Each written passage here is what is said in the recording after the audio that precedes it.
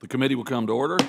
Without objection, the chair is authorized to declare recesses of the committee at any time. Welcome to the Science Committee Members' Day hearing for the 118th Congress. And before we proceed, I would like to, by unanimous consent, request that a letter from Representative Pfluger of Texas referencing his priorities be added into the record. Seeing no objection, so ordered.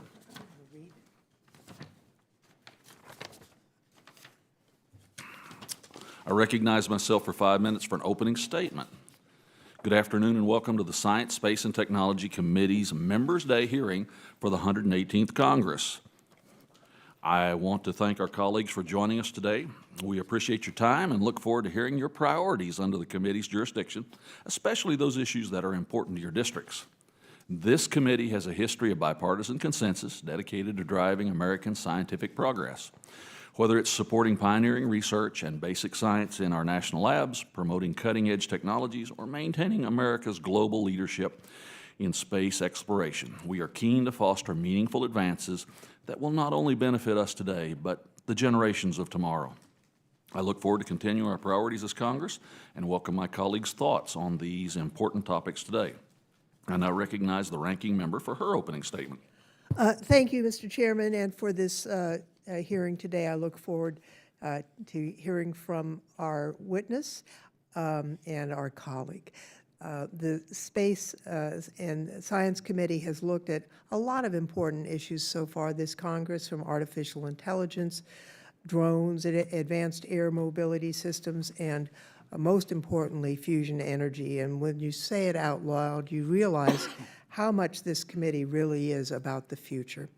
These topics should never be partisan issues, and I want to once again acknowledge you, Mr. Chairman, for your efforts to work towards bipartisan consensus. It is in keeping with the long tradition of this committee, and it's really the only way that we can address these profound issues in a meaningful and thoughtful way. I thank you, Mr. Chairman. I yield back, and I look forward to hearing from our colleague. Thank you. Thank you, Ranking Member Lofgren. Other members are welcome to submit written statements for the record. Our colleague, Representative Lee, from the Commonwealth of Pennsylvania, is recognized for 5 minutes to present her testimony. Thank you, Chairman Lucas, Ranking Member Lofgren. Thank you for the opportunity to discuss the opportunities for this body to be more reflective of the nation it serves. This committee strives to excellence and enhance innovation and problem solving through funding and direction we provide these agencies to carry out groundbreaking research. For too long, we have failed to prioritize or even acknowledge the vast contributions that the Black community and other minoritized groups have made toward scientific discovery and innovation. Well-documented gaps exist between the number of recognized works produced by women compared to men in science, bearing significant consequences for the retention and promotion of women. Black and brown bodies have for centuries been used to save the lives of others while losing our own. For example, the genetic materials of Henrietta Lacks, taken without consent, has been studied and used globally in major developments on vaccine production, cancer treatments, fertility treatments, and numerous other applications. Katherine Johnson's hand-calculated orbital equations where electronic machines failed helped NASA safely send an astronaut into space and back to Earth. Her co-authored report on orbital spaceflight just 2 years prior was the first time a woman in the Flight Research Division received credit as an author of a research report. This highlights the ethical imperative for diversity, equity, and inclusion in the scientific fields, unbiased pursuit of knowledge without discrimination, promoting fairness and equal opportunities for all. The 118th Congress has demonized all things remotely related to DEI. It's not surprising seeing that one of my colleagues just last week referred to Black people as colored people on the House floor. When I look up at the walls of this committee room and only see one person who looks like me, I feel reminded that many people, for a long time, did not believe that people like me belong here. Eddie Bernice Johnson, the first and only Black person to ever chair this committee. She dedicated 40 years of her life to public service, and her work championed STEM education, diversity. Fittingly, her contributions helped generational investment through the CHIPS and Science Act, and that became law. She leaves a legacy of providing access to career paths and opportunities in STEM for countless Americans across the country. I look at her work and I'm inspired to make sure some more diverse portraits are hung on this wall. Diversity fosters a wider range of ideas and approaches, leading to more innovative solutions and better problem-solving capabilities in the scientific community. As legislators who are entrusted with driving the policies that will help shape the nation for years to come, we are better positioned to serve our constituents, our country, by listening to individuals with diverse backgrounds, perspectives, and experiences. Last month, I introduced and withdrew an amendment at the request of Chairman Lucas that encapsulates my legitimate concerns on disparate impacts AI technologies have on people that look like me. Chairman Lucas and this committee have been supportive of addressing these issues, and I'm eager to discuss what progress has been made on this in any way I or my staff can be supportive of that work. I also look forward to circulating and presenting a letter to Chairman Lucas and Ranking Member Lofgren highlighting the need for improved representation in the witnesses we invite to testify before us. The scientific community serves the public interest through space, science, and technology. Inviting a more diverse pool from the scientific community ensures that research questions, methodologies, and findings are more reflective of the American population that research aims to serve. To inspire the next generation of innovators, we must commit to fully embracing diversity, equity, and inclusion, fundamental principles that hold immense significance in the scientific field. These cannot be mere buzzwords. Many of my colleagues on this committee have had more experience on analyzing scientific topics than me, but my constituents sent me to this seat to address the unique, everyday needs and challenges faced by communities in Western Pennsylvania. You don't need to be an astrophysicist to be a member of this committee, and that is a good thing.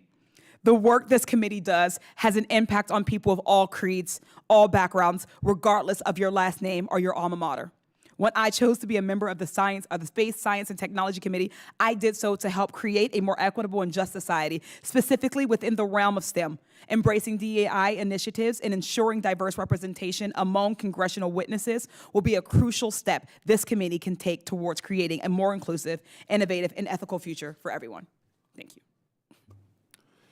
Thank you, Congresswoman, for that very thoughtful statement. The testimony given in these hearings is very important to us. I would acknowledge that I agree with you. My formal training is as an agricultural economist. And while the inelasticity of the demand for food, which is a key issue in ag econ, occasionally will put people to sleep, nonetheless, economics is about taking limited resources and allocating them amongst unlimited demands to create the greatest possible rate of return. Our people in this great country is our greatest asset and our greatest resource. How we make sure that everyone has a fair and equitable opportunity to live up to their potential will determine everyone's future. That said, I do share your concerns about the disparate impacts of AI, and that is one of many facets we must consider as we address the development of the technology. And I remain committed to working with you and the ranking member on this issue and supporting the development of fair, transparent, unbiased artificial intelligence. Again, thank you for being who you are and the representative of your constituents that you are. And with that, I yield back. And I believe the ranking member seeks recognition for 5 minutes. I do, and first let me thank you for your testimony. I am sure that your constituents are proud to see you here, not only today, but every day, and the contributions you make to our committee as well as to our country. I agree with you that diversity is one of our greatest strengths as a nation, and that ensuring that our agencies and the broader science and tech community, as well as our witness panels, reflect the beautiful diversity of our nation is an important endeavor. You know, I had the honor of serving with Eddie Bernice Johnson for the entire time I've been in Congress. I became a member of Congress in January of 1995, and her years of work on STEM diversity, which was codified in the CHIPS and Science Act, was extremely meaningful and is making a difference around the country today. And I'm sure that our committee and every member understands we can continue to build on her fabulous record, so we owe her a lot. I have just a couple of questions, if I could. Greenhouse gas emissions, as we know, are fueling more frequent and more devastating weather-related disasters. Now, you're a freshman member of Congress, but you have had an environmental justice advocacy role prior to your service here. How do you look forward to championing that cause on this committee? Thank you, Ranking Member, for that question. As we know, climate change and our climate crisis is a massively critical issue that can't be solved in one Congress. I believe this committee's work will be an important start. Abandoned oil and gas wells are a growing problem in the U.S. as we transition to a clean energy economy. Some unplugged wells date back to the 1850s and continually emit methane and cause environmental damage.